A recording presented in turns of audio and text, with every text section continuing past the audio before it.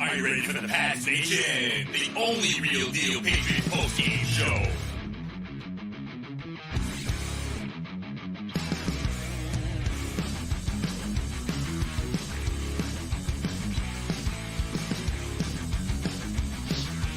And now, CORSO and CATONE. Oh, we can't even hear you, buddy. Welcome in now to the Pats Nation, the only Patriots postgame show worth watching. I'm CORSO, CATONE is here, Joe is in the booth, and you're watching us live, that's right, live on YouTube and listening live on Podbean.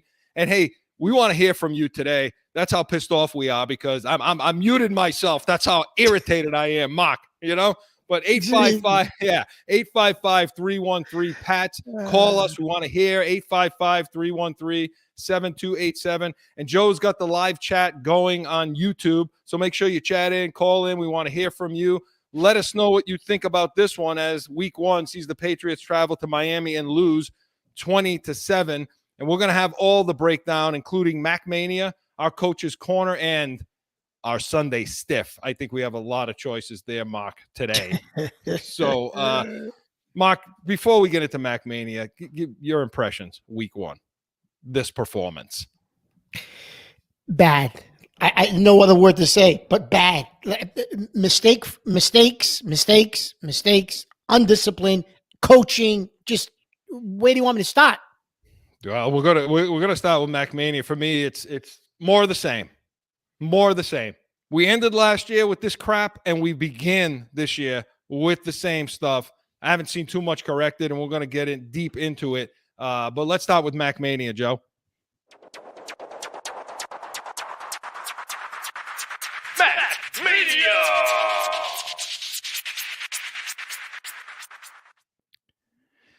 So 21 of 30, 213 yards, one touchdown, one interception. That interception came on the first drive of the game, that deep ball to Devontae Parker.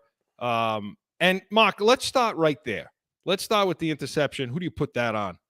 I put that on Mac Jones. So that ball has to be thrown over the top into the corner where only his receiver can make the play. It's either a touchdown or it's an incompletion. He underthrew the ball. Yes, everyone says, oh, Howard made a good play. Well, he underthrew the ball, so Howard tipped it. Ball goes up, it's picked. But that was nothing Howard did. That was on the quarterback. I don't care what anybody says.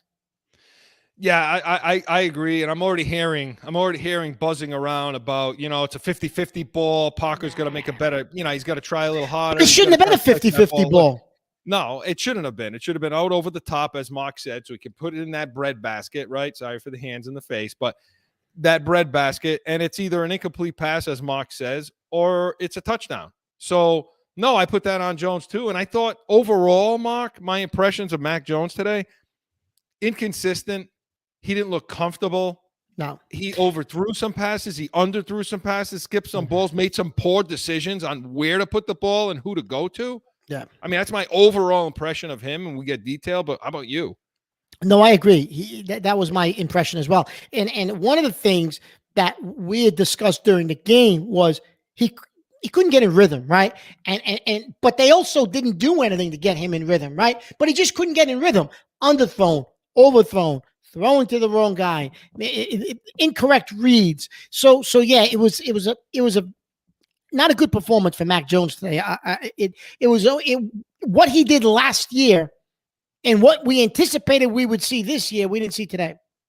Yeah, and you could say the one thing I will say is it looked like they took the reins off. Now in the preseason, he didn't look like he was checking at the line, doing anything up there, and we all worried about what's this going to be like? Is he going to is he going to be able to check things at the line? Is he going to be able to do what he needs to do? They let him do that today.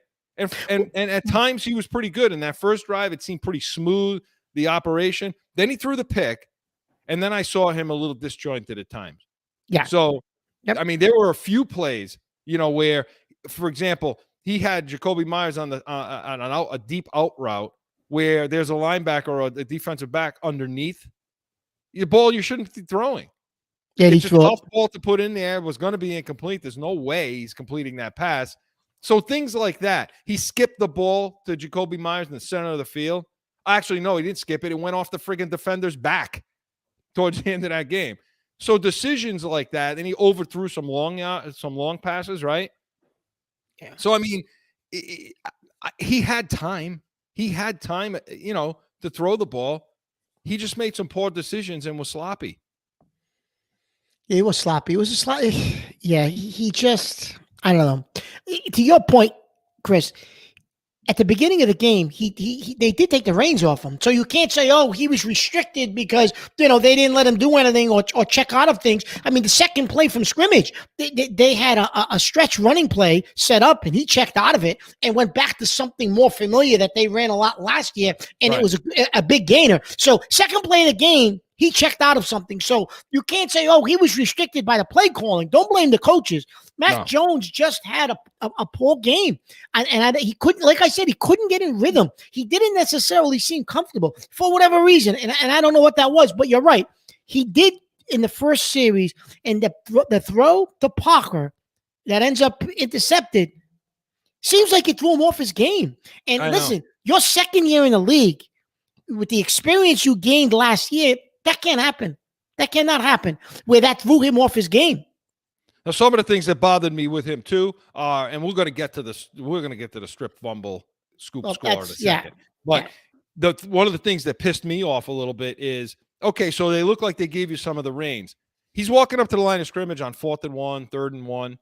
Okay, they're packed. They're stacking the box. The percentages are in their favor. 4 down linemen, 3 more guys in the box, 7 to 8 guys. Okay. In the box, and you're not checking out of that. They had success. And by the way, the zone blocking, and we're going to get to the offense in a second, was okay today. It was okay. They were able to get to the edge. So when you come up to the line, you see that situation, other experienced quarterbacks in this league would maybe check out of that and get to something on the edge. Yeah. Or a sneak or something like that. And they were okay with that. But in the second half, I think Miami made a little adjustment, though, because they really couldn't run that in the second half. That was in the first half. They did do that, Chris. Okay. But in the second half, it seemed like Miami made an adjustment to that.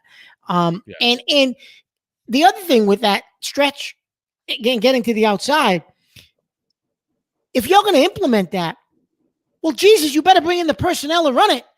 That's not the strength of our running backs. No, which is a whole nother issue, which we'll get into when we get into the offense overall. Which is going to be in a minute. And for everybody out there, I know what you want. I know you're looking for us to talk about the play calling, the coaches. They had them on the screen all day. Those 2 guys, coaches' corners coming up, and we will get into that. But with Mark, talk about the strip sack. Talk about that blitz that came off the edge that wasn't picked up. So 2 things. So if you were listening to the broadcast of the game, they're blaming, at least the television broadcast, they're blaming Trent Brown. That was not on Trent Brown, in my opinion, and I don't think you agree with that either, Chris. So first of all, Hunter Henry, who's on the out, has to pick that up. There has to be some kind of a check down, something. He looks to the outside momentarily, and then his head totally turns inside and isn't even watching. As if he was looking at the ball. Yeah, not even watching the guy creeping, and then he goes, and Henry blows right by. Doesn't even look at. Doesn't even know what's coming. And Jones, based on the formation, you would think would be able to pick up, or at least be able to say, "Hey, call out something." So that Henry knows, watch that side. He doesn't call anything out. And then Jones doesn't even feel the pressure coming. You have to think if you're going to make that next leap as a quarterback in this league, that he's going to either make the adjustment at the line and alert Henry or feel the pressure, Chris. Yeah, now, and I agree with you 100%. When that linebacker, when you come out there and you see a 3-4, you see 3 down linemen, 4 linebackers, right? So those 2 linebackers are outside, all right? You got to start worrying just a little bit that they may drop to 4 line and bring some pressure. I mean, this is a team, we talked about this yesterday in CORSO and CATONE on that show, that this is a team that likes to blitz, and they like to blitz from everywhere. They like to bring guys off the edge. So that outside linebacker came down on what they call a 9 technique, which means he's way outside the tight end. Not like just outside his head, way outside him. So when that blitz comes from that place, you can't put that on the tackle. You can't. The tackle's not going to shuffle back and be able to get that. As much as I want to put it on him, I can't. So it's one of two things.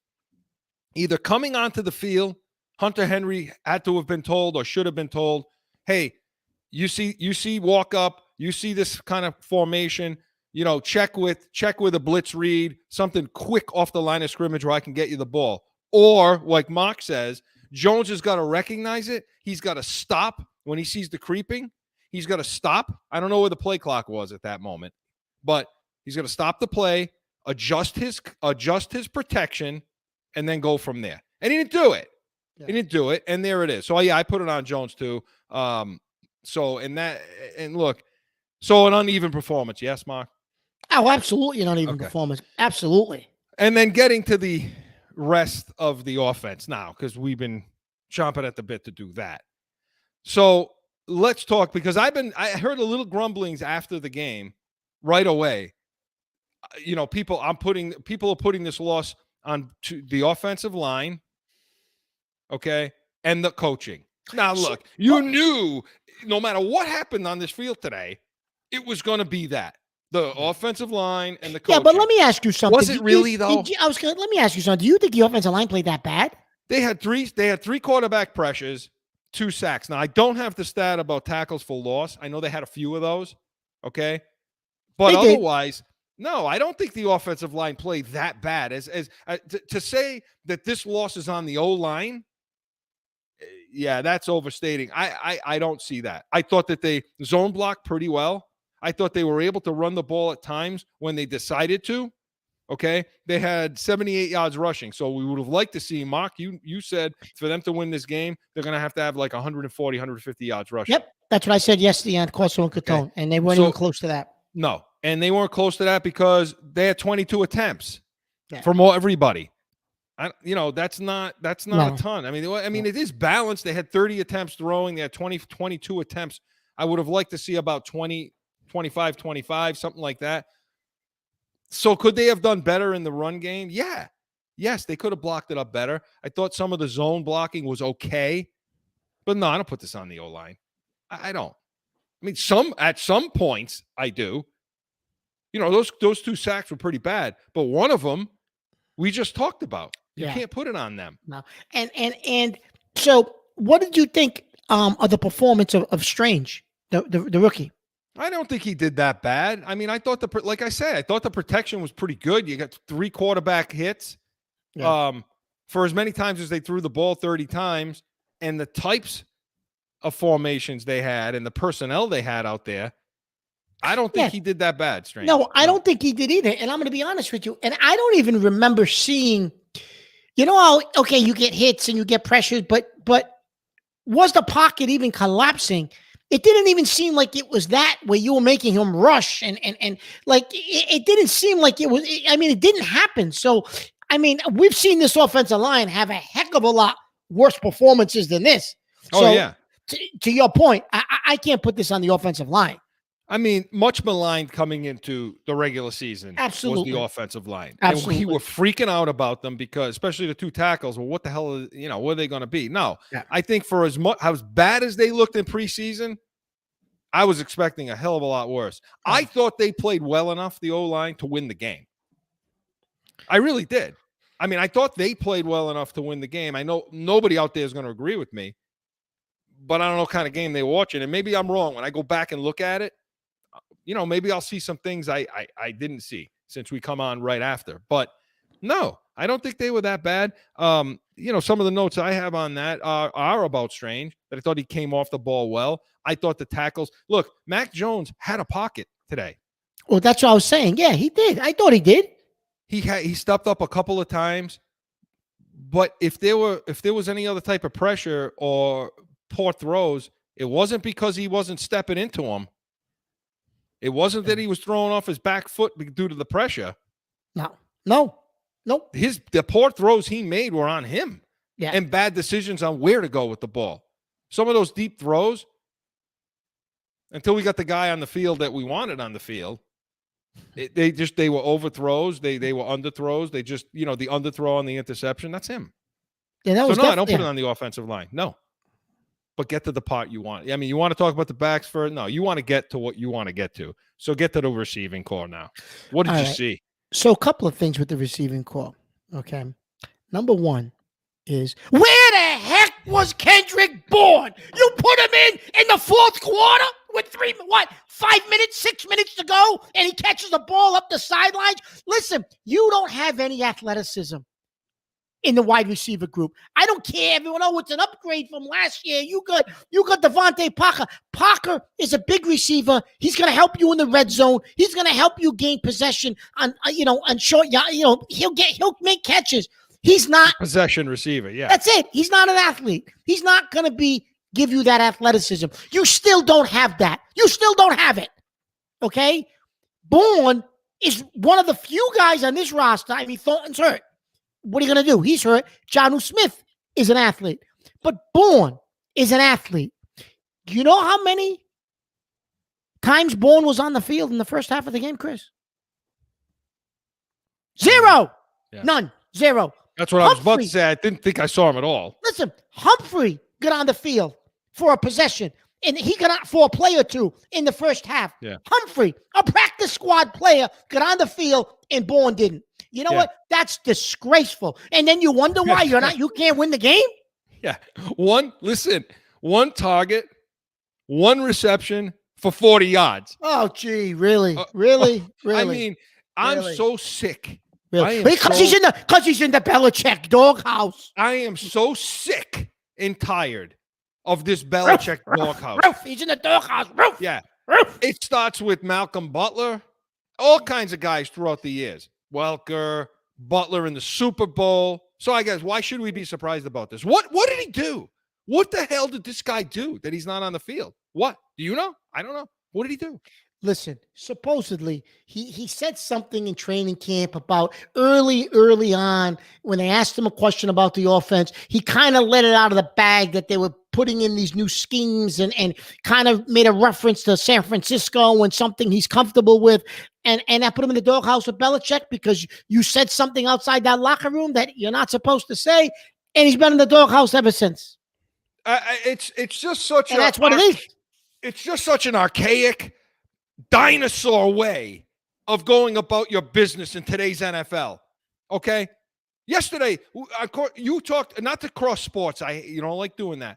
But you talked about the NBA and the players running the show. That's not that bad in the NFL. It isn't as bad. No. But these guys have more freedom now. These guys have more say now. It's just the way the world works today. And if you can't catch up to that and you can't get on top of that, you're going to be what you were today. That's what you're going to look like. You're going to have a talented guy sitting on the sidelines because you're pissed off, because your egos and feelings are hurt. Not everybody's paying attention to me, okay? And listen, I'm the control of this team. I'm the important person on this team. You kidding me right now? And then you follow that up with putting Aguilar back on the field in the fourth quarter when Bourne caught that 40-yard pass on the sideline, and he fumbles the ball, Mark. So here's the thing, okay? They ran a lot of 3 wide receiver sets in this game. Your 3 wide receivers are Parker, Myers, and Aguilar, not Bourne. Aguilar, not Bourne. Okay, I could see if they're running 2 wide receiver sets. Okay, Myers is a guy who has a real good rapport with Jones. Okay, I could understand if Parker and Myers were on the field. I get it. But you ran a lot of 3 receiver sets, a lot. And you had Aguilar over Bourne the entire game until the very end. Are you kidding? Only for one play, though. Yeah, but what is it? You tell me. What is it that they see in Nelson Aguilar? I just don't know. Yeah. I mean, I watched the entire game today. I don't understand what they see in Aguilar. Listen, he's supposed to have speed. He can spread the field. I don't see any separation from Nelson Aguilar at all. That's our issue. You mentioned here. I got a quick question. Where's Kraft on that? Where's Kraft going? Hey, Bill, I didn't sign him to $22 million so you could sit him on the bench. Well, yeah, here's the thing, okay? Joe brings up a point, too, about the money. And it's the same thing, okay, to me. It's the same situation as the Isaiah Wynn thing. Aguilar's on that field more than Bourne. Aguilar's sitting out there because of his price tag. Make it And $13 same thing million. with Wynn, because you don't want to friggin' admit that you made a mistake, that you screwed up and you spent money you shouldn't have spent on Aguilar.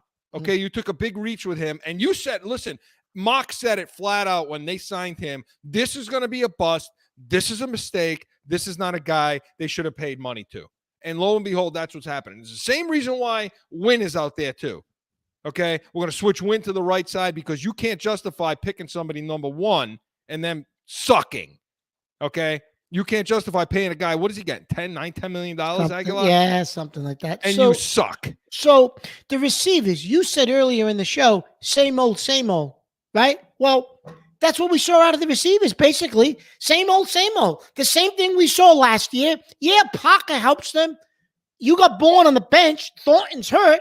What do you got out there? They can't get separation. And let me tell you something. And even when they did, Mac Jones overthrew him. He overthrew. But the other side of Xavier Howard, the kid you brought up yesterday in CORSO and CATONE, why weren't you picking on him all day? Need him. If you're so high on Aguilar, right? If you're so high on Aguilar and Howard has got Parker locked up, then throw to Aguilar more against Needham. Or here's a better idea. Put Bourne on the field and let him go against Needham.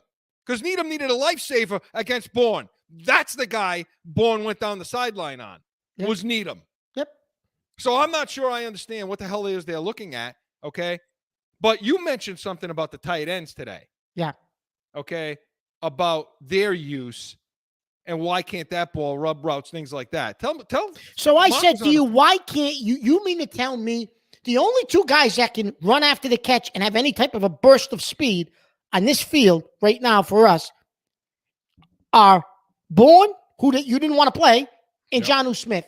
And I said, but why aren't you putting plays in to get Smith involved? They did a little bit, but he needs to be more involved because he's the only athlete you have. And what did you say, Chris? What would you be running if with Smith? You know, the offense, and I know we're going to Coach's Corner in a little bit, but the offense was just vanilla, very plain. I didn't see a lot of bubble screens coming out of the backfield. I didn't see any screens. I don't know that I saw a screen at all in the game. You know what? That's but rub routes. Now that you're saying that, I don't think there was a screen the entire game. We talked about rub routes yesterday, pick plays. If you people better be watching our shows, every single one of them, because these are pearls you're not going to get on the stupid flagship, okay? Rub routes to the tight ends. You go to a tray look. You know what a tray look is? It's two receivers wide out. It's a tight end on the line or just off, okay, like a wing. That's a tray look. And what you do with that is you take your two receivers, you run a pick play. Man, I'm pissed off you got out there with Pittsburgh. All those years they would run a pick route and guy would come off it and be wide open. That's the rub route. Run those two picks with the wide receivers, drag out the damn tight end into the flat like Jonnu Smith, who can run after, lumbering and beating hell. None of that, Mark. I didn't see any of that today. Why? I don't know. Especially when you were sputtering and you don't have any athletes on the field. No. And Hunter Henry wasn't used enough today either. That middle of the field was not exploited at all today. No, and Hunter Henry, yeah, it wasn't exploited at all today, and I don't know what that was about, and maybe they couldn't. I don't know what maybe that was the type of coverage they were running, but yeah.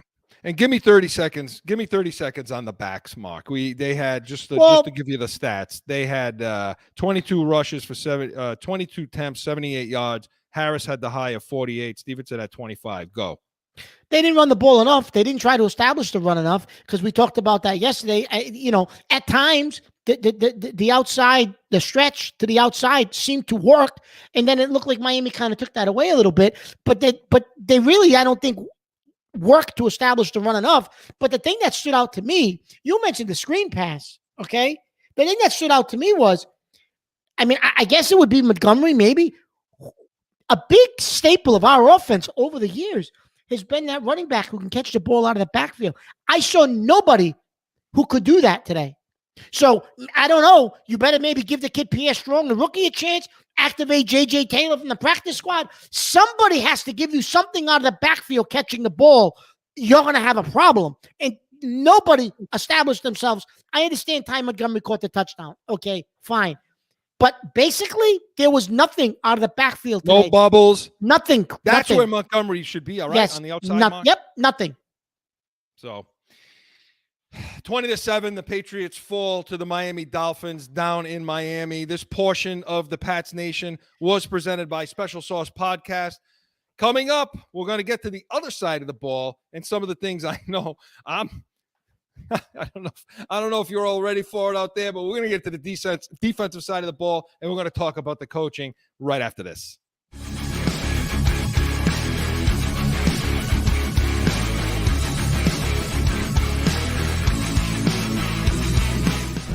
How do I get to the point where I understand my passion enough to communicate it outward and dial myself in so that I can craft my own sauce? But you don't have anyone that's going to give you the right advice. Now you do. We've been discussing where we live and what areas do we want to always talk about. And really, it's startup, it's finance, and drop. We are Special Sauce Podcast.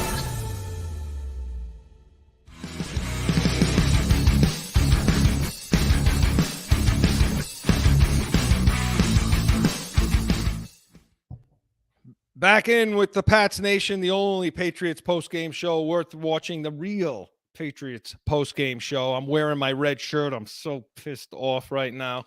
And 20-7 is... Hey, listen, if they lose, we're going to look at this bright red shirt, Joe, all season, because I think there's going to be a lot of losing.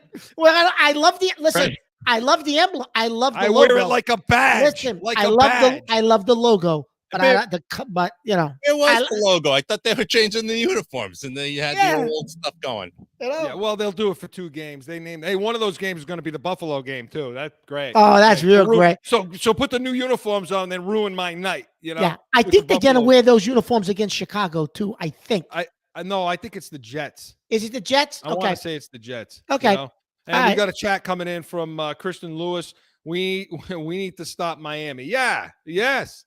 Well, gee, we haven't done that for years down there, right? We can't. That's a house of horrors, which is one of the reasons I picked them to lose today, in Miami because of that. And Mark, look. I give you credit. I thought we'd win. I picked them yesterday on CORSO CATONE. I was wrong. But it was weird because was it really what Miami was doing to us? And we'll get there. We're going to go to the defensive side of the ball because was it really, did you see a lot out of Miami that told you, hey, this team's just a quality, good football team like you saw at Buffalo the other night, and we're just, or was it more what we did to ourselves? Miami's, how many times did I tell you this during the game? We're losing to a team that's not a very good team. So I don't think it was what Miami did. I think it's what we did to ourselves because I must have said it 50 times during the game. You're losing to a team that's not that good. Right. And that's what Miami, I don't think Miami is, but yet they beat us. So, moving to the defensive side of the ball, okay? And it was funny because Belichick comes out of the locker room at the half, and he says, what are they interviewing them now? Yeah, which he must be, that's something new. He must about. love that. Yeah. He must love that crap. So, he basically says, the defense is playing okay, just a couple of plays. This is minutes after the defense gives up a touchdown with 18 seconds left in the half on a 4th and 7. Are you kidding me right now? The defense is playing pretty good. Look, they had their moments. There were a lot of passes. And by the way, Tua sucks. Tua sucks. Oh, what did I yesterday? CORSO CATONE. What did I say to you about Tua? I said Tua was not. I'm not a fan. I don't think Tua was good at all. But you beat us. Yeah. So yeah, Christian, we can't stop Miami down there. We can't stop them offensively, and we can't seem to trip over our way on when we're on offense. So we appreciate the chat in. But yeah, Mark, so the defense. Let's start with the front because right off the bat today, I was screaming at the TV about why is Davis on this field? Kyle Davis. What the hell? Bondmore? No. I'm not Bondmore, sure I understand listen, that. Bondmore had a great preseason, looked good all summer, and then you've got in the first half at least. In the second half, you didn't see as much of Davis, but in the first half, Davis was on the field a lot. And listen, on a key fourth down, they call a timeout. They come out of a timeout. It's fourth and what was it? Fourth and 1, 2? 1. Yeah, one. Fourth and 1. As a defensive coach, you're a defensive coach. What's the one thing you tell your guys you can't do, especially coming out of the timeout, Chris? You can't go offside. Okay. That's it. You can't jump. And what's really irritating. And what does Kyle Davis do? And he's playing nose. He's playing nose tackle. He's over the ball. He's right. The ball's in front of his face. He's in front of his face. He should have treated it like it was a ham sandwich. That's, and dove on top of it when it moved and went after it. Instead, he's jumping. I don't understand. Look, the only sense I can make of why this dude's on the field over Barmore is Barmore seems to be the pass specialist now, the rusher who comes on the field. So in that situation, in those you got Godchow. But I think that's a mistake. Oh, I do too. But you got Godchow, Guy, and Davis. So they're playing that 3-man front with a nose tackle.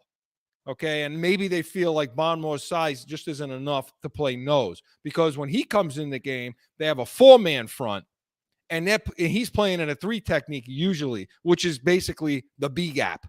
The gap between the guard and the tackle. That's typically where you see him playing for pass rush purposes. But after that happened with Davis, I didn't see him very much anymore. I didn't see him very much. So if your thought is to take him off the field because he screwed up, then why don't you start that way? I don't understand. He gets fixated on guys, and he's fixated on this kid Davis for whatever reason. And okay, so you know what? I have a novel concept, a novel thought. If you don't think Barmore is big enough to play the nose, and you're only going to put him in on passing situations, give him some pasta. Yeah, I got a novel concept.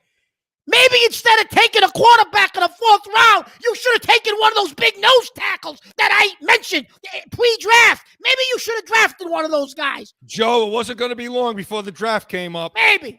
What was the over? How many minutes of the show was the over-under on? Was it 30? Because we went over. No, we're going to take a quarterback in the 4th. No, we're going to take a quarterback. 31-15. He went over about 30 seconds. Hey, listen, Mark. Otherwise, I don't have a problem with the way the front played. No. They seem to get some pressure throughout the day. They rushed for 65 yards on 23 carries. Okay. Yeah. So that's 2.5. So, they stopped the run today. They definitely stopped the run today. And when you look at sacks, it looks like he was sacked twice. Twice? I thought it was 3 times. Twice. It looked like he was sacked twice. But you know what? It could have been more. It could have been more times. He was under pressure today too. I thought the pressure was good. Well, yeah, I thought Judon got a sack, right? Wise did he get a sack or a couple of pressures? I think Wise got a sack. I think he's the one who got the other one. Did he get the other one? Okay. Yeah. So Wise is one of those guys. You and I aren't fans of him, but he seems to show up in spots and give you some production. 3 sacks. You're right. 3. I thought it was 3 because your buddy that you love, Bentley, got one. I thought your friend Bentley. So, but we're not going to get to Bentley yet. But Wise, Chris, even though neither one of us are really fans of him, does give you some production. You know? No, I thought the pass rush was good. I thought they set the edge pretty well. There was one time that they didn't, that the edge wasn't set, and I thought that was more to do with the corner, the defensive back, than it was the front. So no, they sacked them twice. They had 7 pressure or 7 quarterback hits. That's a pretty good day. I'm sorry, 3 times. They sacked them 3 times, 7 quarterback pressures. Not too bad. And I think it was who got the sacks? It was Bentley, Weiss, and Judon that got the sacks. So okay. So the front didn't play too bad. Now let's move to the linebackers, because with our 6 minutes left, I want to talk about the linebackers and defensive backs. The middle of the field still is the issue. What was the issue coming into this season? No speed in the center of the field. When you play, we're going to play 3 teams, 3 of the best receiving corps in football we face this year. This was one of them. Okay, Buffalo, and then who's the other one out there? You're going to play the Raiders with Renfro and Adams. Yeah, the Raiders. And so you're playing these guys. What do we talk about? You got to get better in the center of the field. You got to have more speed in the center of the field. Mark, the center of the field again was wide open. There was nobody. And that stiff, that friggin' stiff, not to give it away, but that friggin' stiff, I don't care that he had a sack, and I don't care that he had a tackle on a 3rd and 1, okay? Bentley is not today's linebacker. He's not even safe because he made one play on a running play, but other than that, yes, don't look at the numbers. I don't care. 4 solo tackles, okay? 7 in on 7, 4 solo tackles, fine. Mark, this dude cannot play in the center of the field. And they got him on the field. Now, maybe it's coaching, but they got this guy on the field in passing downs with crossers coming, and he's doing this, and he's running back and forth. For those of you listening, he's back, and he's forth, and he's skipping, and he's jumping, and I don't know what the hell he's doing on the field instead of Wilson. That's it. I mean, that's it. So Bentley is a linebacker from a different era. Okay. And Belichick is obsessed with those guys. Okay. Even when we talk about the draft, you knew he wasn't taking a guy like Nakobe Dean, who I know you loved out of Georgia, because that's not his type of a linebacker. Bentley is his prototypical, I got to have him in the center of the field type of linebacker. But that's a different era of football. Because he wears the green dot? Okay. Yeah, but with all, like you said, though, with all these crosses and the speed and the guys in the middle, that today's NFL, a guy like Bentley doesn't fit anymore. Okay, and it doesn't seem like our head coach understands that those days are gone. That those guys don't fit. When you look at teams all over the league, no one's got guys like that anymore as their linebacker. Wilson is here. Isn't that why supposedly? Wilson is here? Supposedly. And when he was on the field, he's making plays in the backfield. He's making tackles in the backfield. So the other guy that's got a little bit of speed that I think could help you a little bit, he can set the edge a little bit for you too, wasn't even active today. Where was Jennings? Anthony Jennings. Inactive.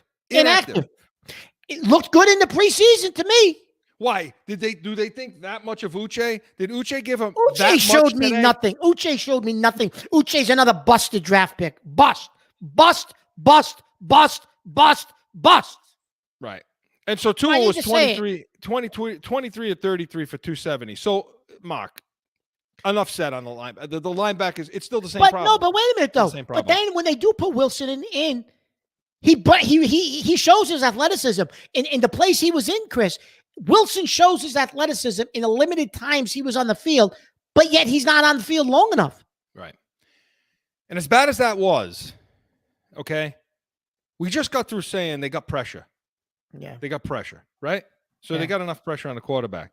So what the hell happened? Why did Hill have 8 receptions?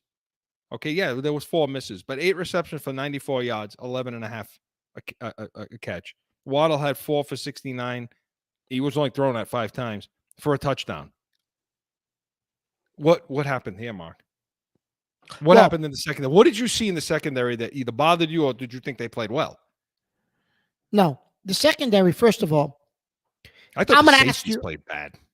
Yeah, they did play. Well, Duggar made a few plays. Phillips got hurt, and I don't know if Phillips came back into the game or not. Peppers was in there. So I don't know what happened to Phillips, and that was a loss because he's your best tackler at the line of scrimmage out of the safety position. He can come up, but tackling is an issue. Okay, Mills whiffed. Miles Bryant. Okay, why is Miles Bryant on an NFL roster? Please, somebody tell me how Miles Bryant is on an NFL roster, because I've yet to figure that out. I've been racking my brains out for 2 years trying to understand why he's there. He once again gets beat. Can't cover a crossing route. He's always behind the play. Why is he there? I don't know. But poor tackling, number one. Okay, other than Duggar had a good game, Chris. He Yeah, he made did. some good tackles. He did. A couple of He tackles. got inside out. He fit really well. He fit did. from that inside out coming forward to help on. Let me on tell you plays. something. He made some plays on Hill. If he don't make those tackles, Hill's going for big Right. yardage. Okay, but wait, real quick. yeah, Wasn't the whole reason you drafted Marcus Jones was because stay on Miles Bryant for 1 second. There's two reasons you drafted Marcus Jones, unless I forgot. Two reasons. One, because he's got speed that can run across the field with guys like Hill, right? well, that's all we heard. That's that he one. was going to be on the field against those guys. And what was the other reason? The other reason was he was the best kick returner in college football last year. Punt returner, kick returner. He was number one in college football last year. You know how many punts he ran back today, Chris? Look at your sheet, your stat sheet. How many? Zero. Okay. Wasn't even out there. Okay. Who was running punts back? Your friend.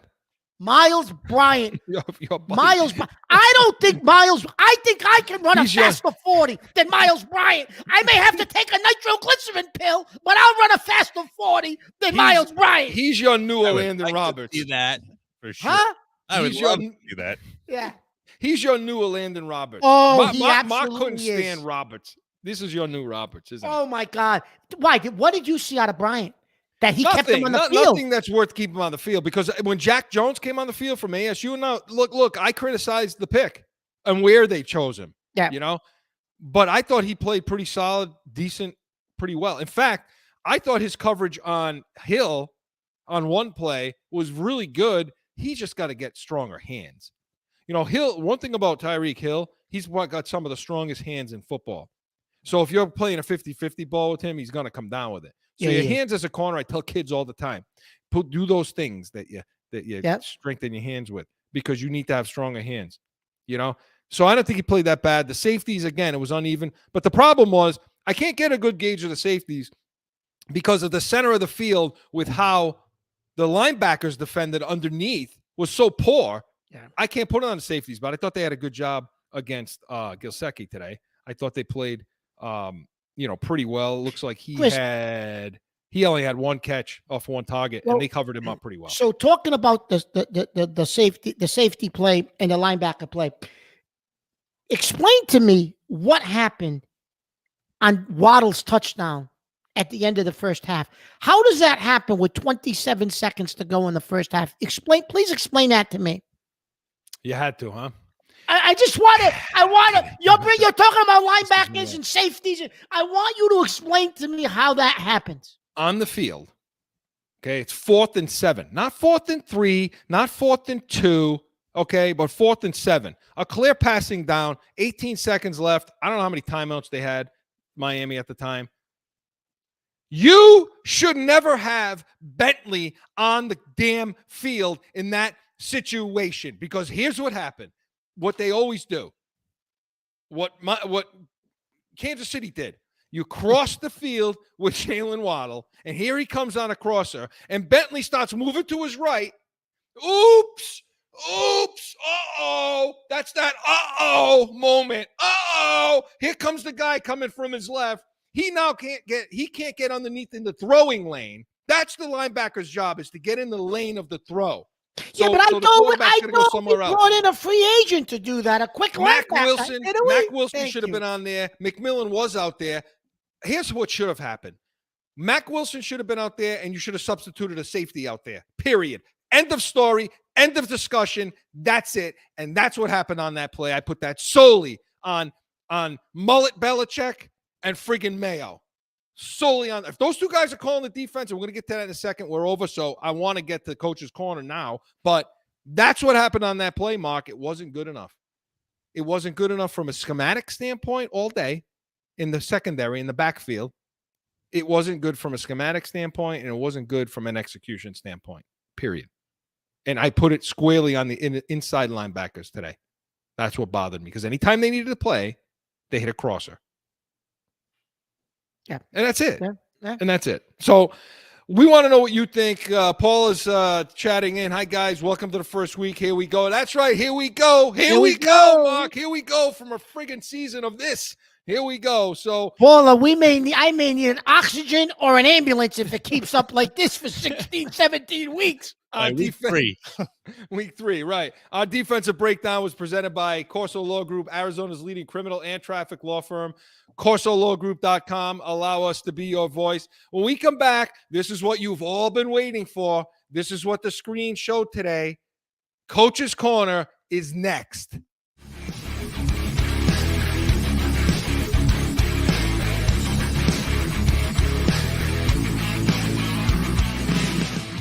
It's that time again for a timeout from Pat's Nation for a message from one of our sponsors. No one ever thinks they will be in the need of a criminal or traffic lawyer, but things happen. CORSO Law Group is Arizona's leading criminal and traffic law firm. Their 20-plus years experience and attention to detail has helped thousands of people all across this great country who found themselves in a situation in Arizona. So whether it's a traffic ticket, or if you need reduced DUI or more serious issues, call or go online to CORSOLawGroup.com and talk with these expert attorneys who I know will help you. CORSO Law Group. Now back to Pat's Nation.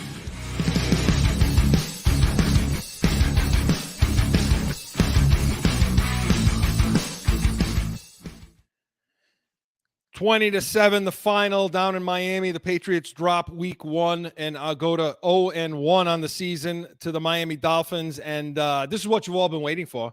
This is what we've been waiting for all off season when they brought these two clowns on, Patricia and Judge.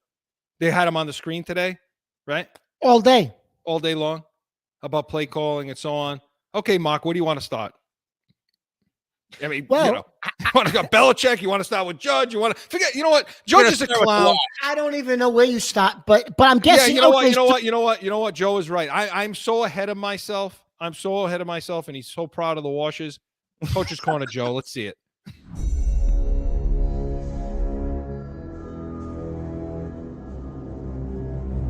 Coach's Corner.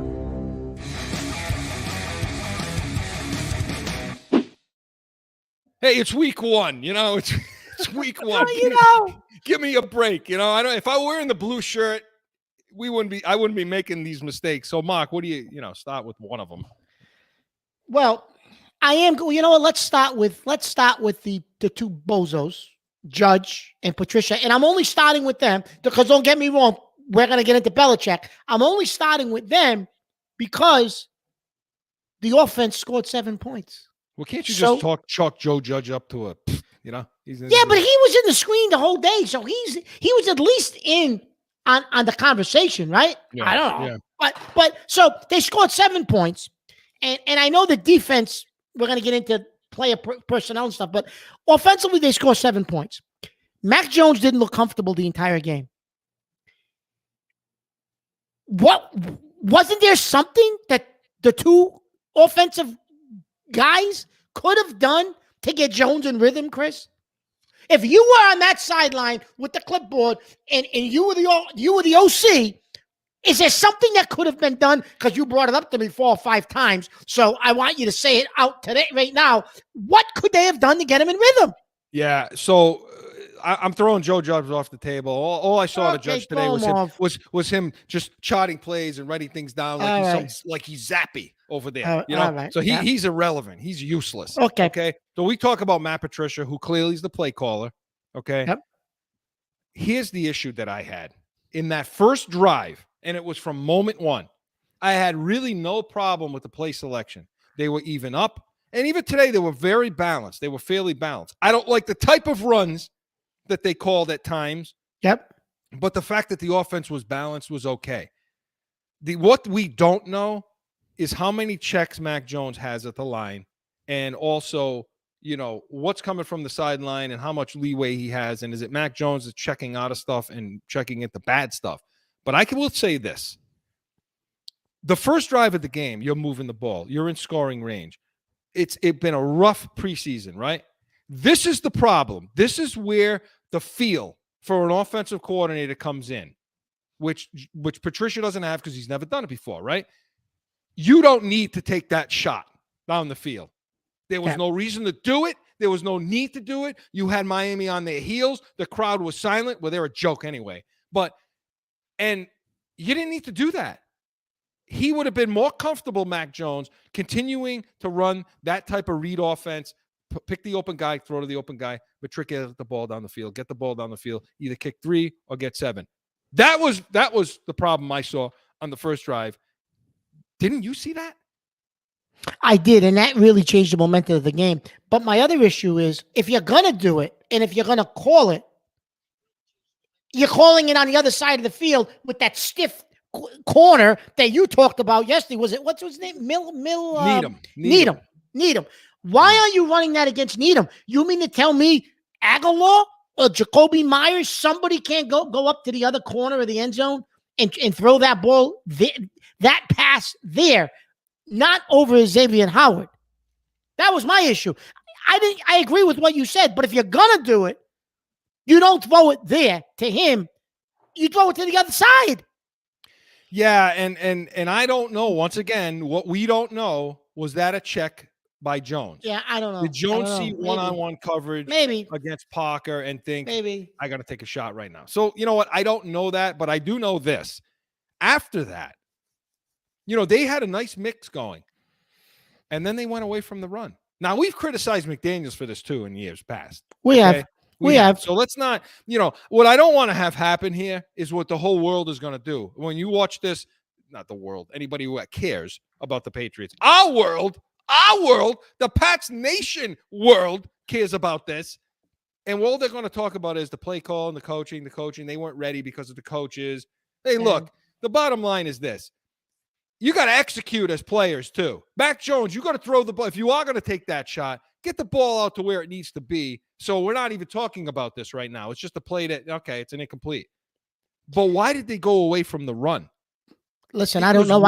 That was one of my keys to victory yesterday, and I didn't feel as though they did that as enough today at all.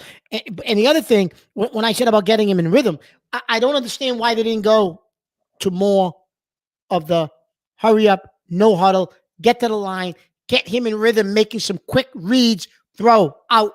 Because when they did do that, the 1 or 2 series that they did it, they had Miami on their heels. Miami couldn't react to it. They didn't have the right personnel in the field.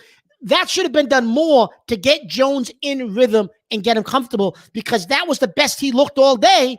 And then they went away from it. And I don't understand why. Why would you? Yeah. That was the best he looked all day, and then you never saw it again. That's on That's on the coaching. That's absolutely. on the coaching. And that you could put squarely on them. To go away from the running game, that can't happen in this situation. Not with the kind of preseason that you had. Not with the kind of preseason. And not only that, here's a subtlety. There was a play.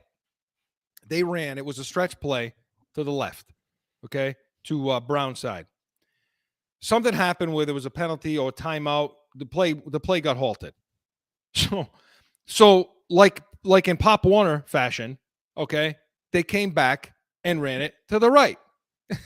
And naturally, oh no, it wasn't a run. It was a little dump pass out to Harris in the flat. They did it to the left, and then boom, next play they did it to the right. Well, guess what happened? The safety or the corner or whoever was out there just walked out to him, apexing that halfway, and boom, it was stopped. These are the kind of things that an offensive coordinator, a real one, has a feel for, right? Yeah. And he doesn't have the feel for that. No. And I don't know how much, they have no say in who's on the field and off the field. I mean, they're Bill Belichick kiss asses. I mean, that's all they do is pucker up. The fact that here come my guys. Oh, no, the fact that Bowen wasn't on the field had nothing to do with those guys. That was a Belichick decision, absolutely. We had a show a few weeks ago called Bill's Flunkies. Yeah, and you saw them in action today. And then what about the defensive side of the ball? You already criticized Mayo and the Sun. But the last thing I will say, that play where they went forward on 4th and 1. First of all, instead of kicking the field goal, I didn't like the decision. And that's on Belichick. We'll talk about that. But the play call there was even worse. I didn't like now they got bailed out with a penalty. I didn't like the decision. I didn't like the play call. Thrown down to the center of the field, Joe. I thought I heard Joe jumping in here. So yeah, Mark. It was uneven at best. The play calling there. I don't put it solely on them because there's an execution problem. But yeah, Mark, on the other side of the ball, So if Belichick is you pointed something out about Belichick, something subtle about him with the sheets that he had, right? Yeah. So when have you ever seen him with the film? It was they were printing it for him. There were it was pictures of what was going on. Because in the he field. hates that Surface Pro. He breaks it every No, he's not friggin' going to game. use the Surface Pro, but and he had the marker, right? But he's always got the pencil out and he's writing stuff down all game. But when have you seen him physically on the sidelines actually with those sheets? That's the first time I've seen that, and I don't know if I've ever seen that. I've seen him with the sheets. What I haven't seen is what you pointed out, is him up on the sideline, close to the field. No, but I'm saying that's what I'm saying, on the field to play with them. That's what I mean. Right. He's walking back and forth, because what I think is going on right now, I think he's paying attention, because the offense was out there when that was happening. And I think what he's doing is that he's making notes about the offense. So is that affecting his focus? While he's making notes about the defense on the fly while he's paying attention to what those stooges are doing on offense. Yeah. And so I'm going to tell you something. What did you think Mayo and Mullet did today? How do you think they did? Well, first of all, I don't know. Let me ask you this. Is Belichick in charge of the personnel groupings on defense? I have to think he's not, right? I don't think so. No. And the fact that you've brought up on several different plays, the player personnel groupings were poor on defense. You got to give them an F. Those two Fs today, Fs. They especially just that play alone at the end of the half. How do you allow that to happen? And I give Belichick a big fat F today. You don't have Kendrick Bourne on the field? Really? That was solely his decision that Kendrick Bourne was not on that field. That had nothing to do with Patricia and Judge. That's horrible. Absolutely horrible. And evidence is what happened when he came on the field. Yeah. There's your evidence. One throw, one catch, 40 yards. And you know what, Chris? Penalties, the Davis play, undisciplined, everything you said that was there last year. Putting Miles Bryant out there to return kicks. Was evident again this year. That's all on Belichick. That's unacceptable. And we saw no improvement or no change. That was your opening. That same old, and that's what we saw. Yeah, and I put the linebacking issue on Mayo, because Mayo's the linebackers coach too. And if you don't know the personnel to have out there, that's on you. That's on you. Period. End of story. Coaches get an F across the board. So Our Coach's Corner was presented by Studio 42 Designs. For all your graphic design needs, studio42designs.com. Hey, Mark, it's that time again. We're running short, so let's get to our Sunday Stiff.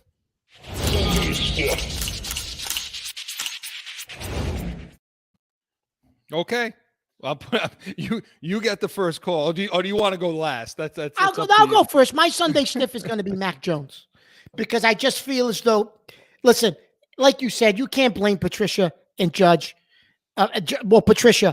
Jones missed passes, underthrew passes, had incorrect reads, throws that interception on the first possession of the game, which changed all the momentum of the game. He's going to make that throw where only his receiver can make the play. We talked about the strip sack. We think that he could have read that, made some kind of communication out of to make Henry alert of, hey, look, right? Pay attention. Mac Jones had a poor game.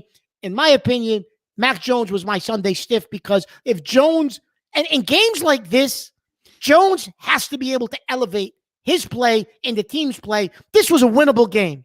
It was a winnable game, and Mac Jones did nothing to elevate the team, and he's going to have to do that if they're going to win this year. My Sunday Stiff is Mac Jones. Especially next week going against those safeties in Pittsburgh. Yeah. Yep. Mac Jones is my Sunday Stiff. Everybody, look, I don't need to go into so much depth of this. Everybody, I think, knows who my Sunday Stiff is. I don't care that he had 4 tackles. I don't care that he had a sack. I don't want Bentley anywhere near the damn field anymore. I'm sick of Bentley. He gets beat inside. He can't cover anybody. Why they keep dropping him into the friggin' center of the field to get in a throwing lane? I don't think he's ever gotten a throwing lane in his life. He was probably 5 years old playing and never gotten a damn throwing lane, this guy. So, you know what? I'm sick of it. Enough. Get some speed on the field. Juwan Bentley is my Sunday Stiff, gentlemen, and that's it. So, listen, 20-7, the final score in this one. The Patriots drop week 1 to the Miami Dolphins. Gentlemen, that's what we have. The Pats Nation postgame was presented by CORSO and CATONE, the real deal New England feel. Saturdays, 7 p.m. Eastern. Hey, tune in next Saturday, 7 p.m. Eastern for CORSO and CATONE, because Mark and I are going to have our preview, Pat's preview of the breakdown for the Patriots-Steelers matchup. And hopefully they don't go to 0-2 in that game. And anything you have to bring to the table, we're going to discuss in that show. So leave a message this week in Heated Hotline. And come back next Sunday for the Pats Nation, the only Patriots post-game show worth watching, 30 minutes following that Patriots-Steelers matchup. So for Mark Catone, Joe Guarnieri, I'm Chris Corso. Final score in this one, 20-7. We'll see you next Sunday.